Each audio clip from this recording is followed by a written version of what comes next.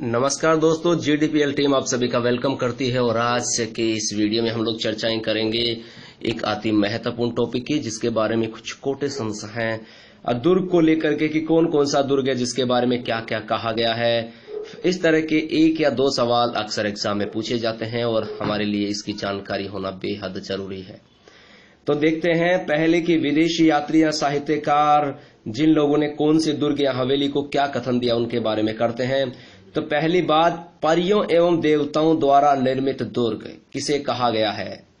परियों एवं देवताओं द्वारा निर्मित दुर्ग किसे कहा गया है? मेहरानगढ़ को कहा गया है। और किसने कहा? रुडयार्ड किपलिंग, जो कि ब्रिटिश का था। यानी कि रुडयार्ड किपलिंग ने कहा मेहरानगढ़ को कि परियों एवं देवताओं द्वारा निर्मित दुर्ग। बात करते दूसरा, यह दुर्ग मानव द्वारा नहीं प्रेतों द्वारा बनाया गया लगता है। ऐसा किसके बारे में कथन है? तो ऐसा शेरगढ़ के बारे में है और रुडयार्ड किपलिंग ने ही ये बात कही थी।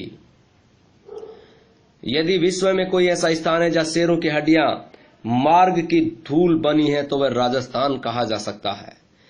ध्यान से सुनेगा, यदि विश्व में कोई ऐसा स्थान है जहां शेरों की हड्डियां मार्ग की धूल बनी है तो वह राजस्थान कहा जा सकता है। ऐसा कथन किसने कहा?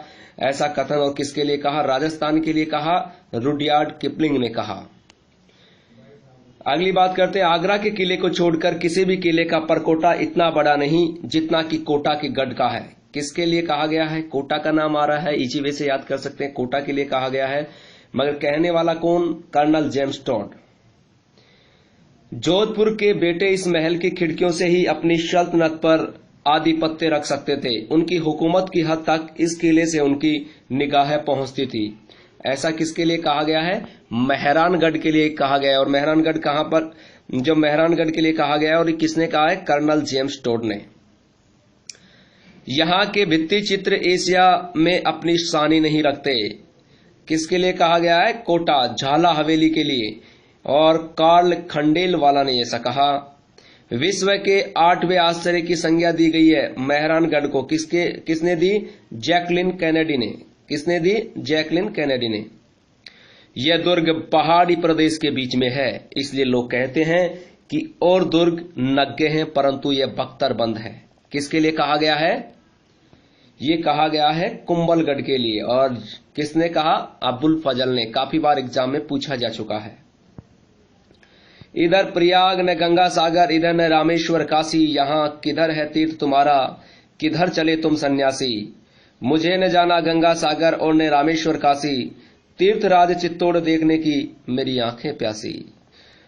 तो यहां जब चित्तौड़ की बात आ गई तो किसके बारे में कहा गया? चित्तौड़गढ़ के बारे में कहा गया है और श्याम नारायण पांडे ने कहा है। अब देखिएगा अगला है, तुजुक ए तैमूरी में लिखा है कि इतना मजबूत व सुरक्षित दुर्ग पूरे हिंदुस्तान में नहीं है। अर्थात इतना मजबूत व सुरक्षित दुर्ग पूरे हिंदुस्तान में दूसरा नहीं है। ऐसा तुजुक ए तैमूरी में लिखा है। किसके लिए लिखा है? तैमूर ने लिखा है। किसने लिखा है? भटनेर के लिए। किसके लिए? भटनेर। जालोर दुर्ग बहुत ही शक्तिशाली और अजेय दुर्ग है, जिसके द्वार कभी भी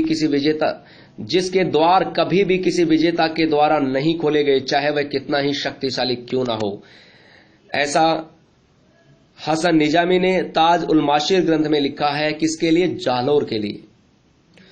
आमेर के महलों की सुंदरता को देखकर किसने लिखा है कि मैंने क्रेमलिन में जो कुछ देखा और अल ब्रह्मा के बारे में जो कुछ सुना, उससे भी बढ़कर यह महल है।